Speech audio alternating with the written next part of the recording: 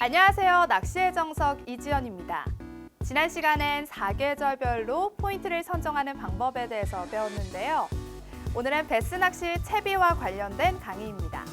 베스 낚시를 할 때 가장 많이 사용하는 이 스피닝과 베이트릴에 대해서 알아보고 또 기어비 등에 대해서 배워보겠습니다. 그럼 박무석 선생님 나와주세요.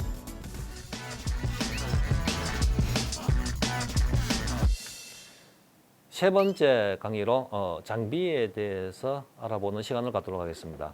이번 편은 특히 릴의 종류와 릴의 기어비에 대해서 알아보겠는데, 자, 릴은 베스 낚시에서 사용한 릴은 크게 두 가지로 나눠집니다. 스피닝 릴과 베이트 캐스팅 릴인데, 스피닝 릴은 보시다시피 가장 많이 보시는 종류죠. 원리가 간단하고 사용하기도 굉장히 편하게 되어 있죠.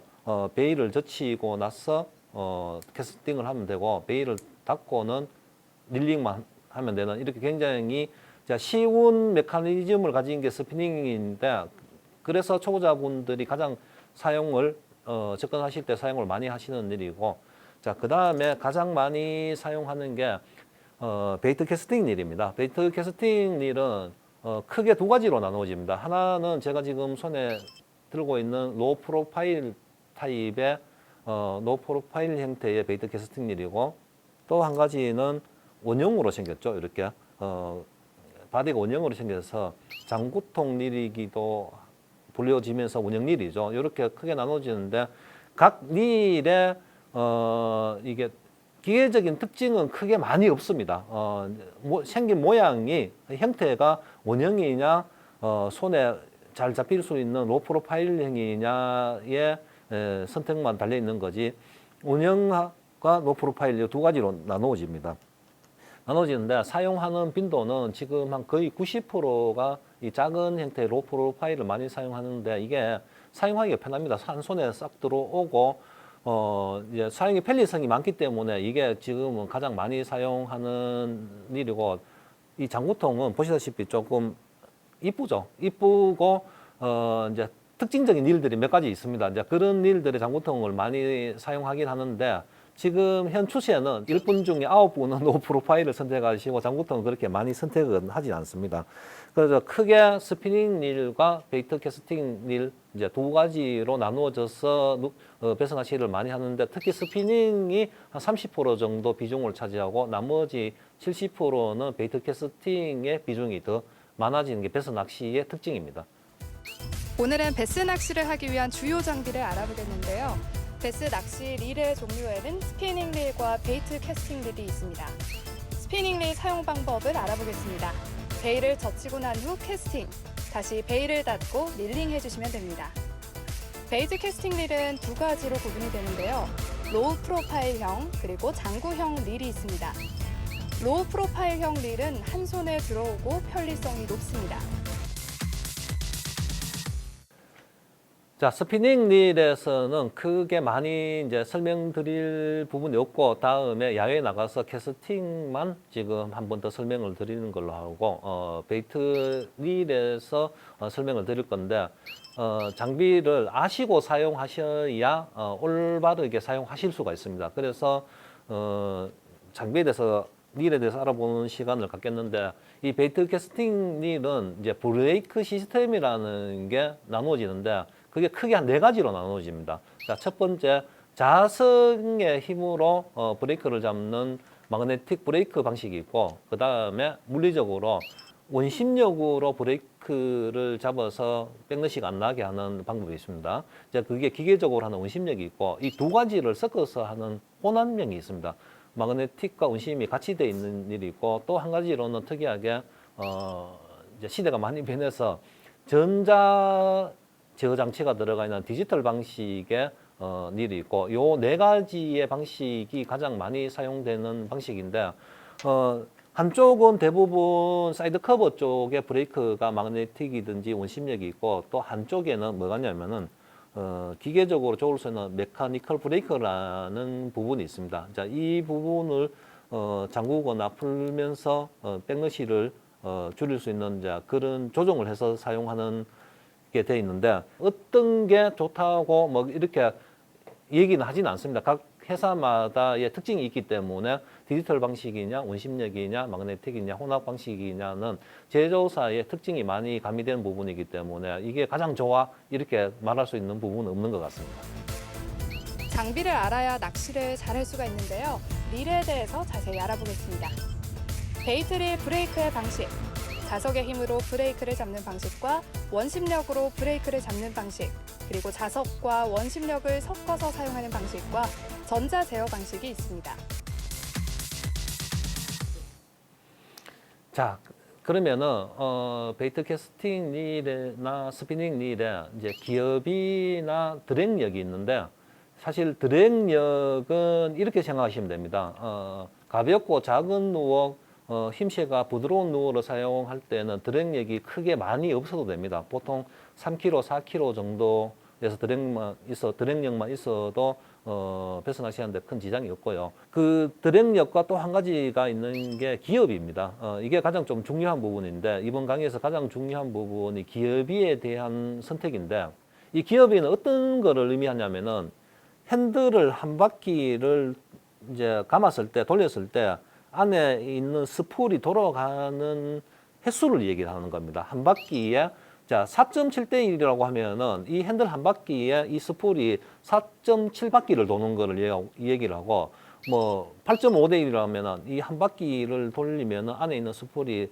8바퀴 반을 돈다는 거죠. 그래서 굉장히 고속을 의미하는 건데 이 기어비는 왜 있어야 되냐면은 4점대나 5점대의 기어비들은 배스 낚시에서 저항을 많이 받는 루어들이 있습니다. 알라바마 루어라든지 아니면 딥크랭크, 굉장히 큰 빅베이트 이런 루어들은 로드도 굉장히 강한 로드를 사용되고 라인도 두껍고 그리고 사용을 특히 해보면 저항이 굉장히 많습니다. 그러면 그 고속 기어로는 사용이 안 됩니다. 천천히 감을 수 있는 4점대나 5점대에 가장 적합하고 자 6점대의 기어비가 6.4대 1, 6.8대 1 이렇게 가장 많이 있는데 가장 범용성이 강합니다. 범용성이 강하다는 얘기는 하드베이트를 사용해도 되고 웜을 사용해도 되고 한 대를 들고 낚시를 갔을 때 6점대를 가장 많이 제가 추천을 해드리거든요. 이 좋은 루어는 와이어 베이트 계열에 던지고 감는 스피너 베이트, 버즈 베이트, 차트 베이트 그 다음에 작은 크랭크 베이트가 6점대 닐로 가장 많이 사용을 합니다. 그게 가장 적당합니다. 자, 그 다음에는 여러분들이 가장 많이 즐기시는 초보자분들이 많이 선택하는 루어가 소프트 베이트죠. 웜이라고 하는데 소프트 베이트에는 7점대 닐이 가장 적합합니다. 던지고 해소 빨리 할 수도 있고 다시 또 여러 군데 많이 탐색을 하지 않습니까? 그리고 수초가 많으면 빨리 감아야 되고 이 지그라든지 소프트 베이트에는 7점대의 기어비가 가장 적합하고요. 그 다음에 8점대와 9점대가 있는데 이거는 굉장히 이제 특이한 경우에 많이 사용하죠. 저처럼 플러그 낚시를 많이 하는 분들은 하이기어를 좋아합니다. 왜 그러냐? 수초가 많은 지역에서 배스를 바이트를 받아서 당기려면은 빨리 제압을 해서 빨리 당겨야 되거든요. 근데 기어비가 4점대, 5점대면 수초에 다 감아버리죠. 그래서 하이기어가 좋은 이유가 이 빨리 제압을 하기 위해서 하이기어를 쓰는데 플러그 낚시, 그 다음에 버징 낚시, 펀칭 낚시. 자, 이런 쪽에 합사를 감아서 빨리 제압을 해야 될 때는 8점대나 9점대 기어비를 가장 많이 사용을 합니다. 기어비에 대해서 알아봤는데요. 정리해드리자면 기어비는 핸들을 한 바퀴 돌렸을 때 스풀이 돌아가는 횟수를 의미합니다. 6점대의 기어비가 범용성이 강합니다. 낚싯대 한 대만 사용할 경우 기어비 6점대를 사용하시면 다양한 용도로 활용하실 수가 있겠습니다. 초보 낚시인들이 자주 하는 소프트 베이트를 활용하기에 좋은 기어비는 무엇일까요? 소프트 베이트 낚시에는 7점대 기어비가 적합합니다. 자, 베이트 캐스팅 릴의 각부의 명칭을 알아보겠는데 이건 간단하게 얘기를 드리겠습니다.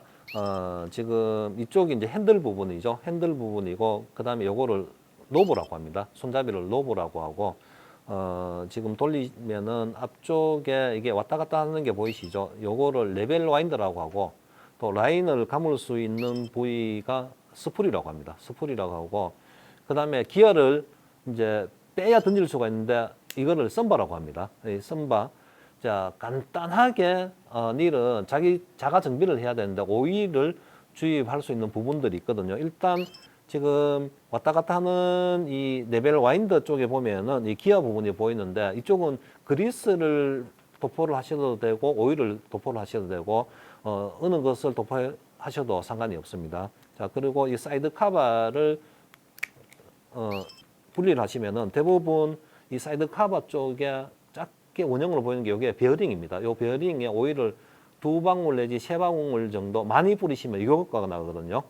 가장 적합하고 그 다음에 제조사마다 약간은 틀리는데 스풀에 또 베어링이 하나 있습니다. 이 부분에 마찬가지로 오일을 2~3방울 도포를 하시고 마지막으로는 메커니컬 브레이크를 이거를 이제 시계 방향 반대 방향으로 돌리시면은 분리가 됩니다. 요 뚜껑을 열면 안에 베어링이 또 하나 들어가 있거든요. 여기에다가 몇 방울의 오일을 도포하시면은 기계가 누입이 성능이 저하됐을 때 낚시를 많이 다니시는 분들은 한 달에 한 번 정도, 좀 적게 다니시는 분들은 3달, 4달 만에 한 번 정도 이렇게 오일링을 해주시면은 기계가 굉장히 오래 사용할 수 있는 방법 중에 하나입니다.